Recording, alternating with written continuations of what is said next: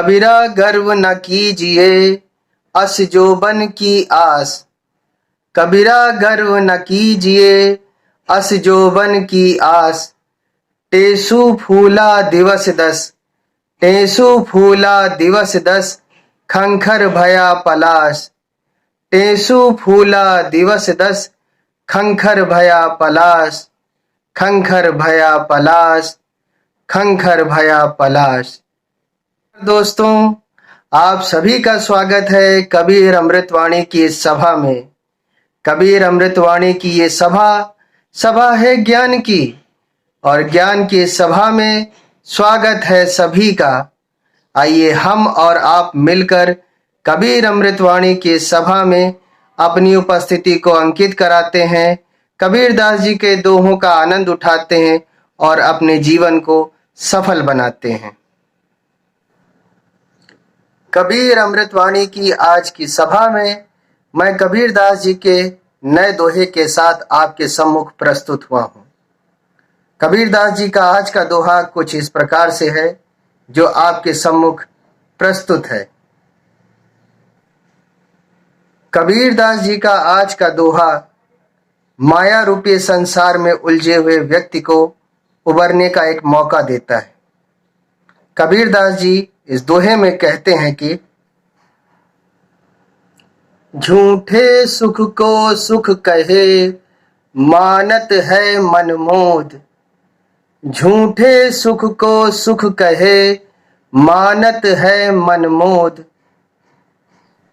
खलक चबैना काल का, खलक चबैना काल का, कुछ मुहिमा कुछ गोद। खलक चबैना काल का, कुछ मुहिमा कुछ गोद। झूठे सुख को सुख कहे मानत है मन मोद। खलक चबैना काल का, कुछ मुहिमा कुछ गोद। कबीरदास जी कहते हैं कि ये सारा संसार एक थाली के समान है और हम उसमें रखे हुए भोजन के समान हैं।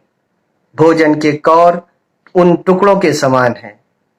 एक काल रूपी पुरुष है जो इस भोजन को ग्रहण करेगा। इस संसार से सभी को जाना है, लेकिन किस समय किस घड़ी किसको जाना है ये किसी को नहीं मालूम। व्यक्ति संसार में आकर माया में इतना उलझ जाता है कि वो भूल जाता है सच्ची दुनिया कौन सी है और झूठी दुनिया कौन सी। अगर हम काल पुरुष के पहले कौर, पहले निवाले से बच जाते हैं तो हो सकता है अंतिम निवाले में उसके पास चले जाएं, लेकिन हम बच नहीं सकते। इसलिए हमारा कर्तव्य यही बनता है कि हम इस संसार में आए हैं तो इस संसार के नियत कर्मों को अवश्य करें। जिन कारणों से हमारा जन्म हुआ है, अगर इस संसार में आकर हमने उन कार्यों को नहीं किया तो एक पछताने वाली बात रह जाएगी। अपने आप को सच्ची दुनिया में लाइए, अपने कर्मों पर ध्यान दीजिए। कौन से कर्म आपको करने हैं और कौन से कर्म आपको नहीं करने हैं।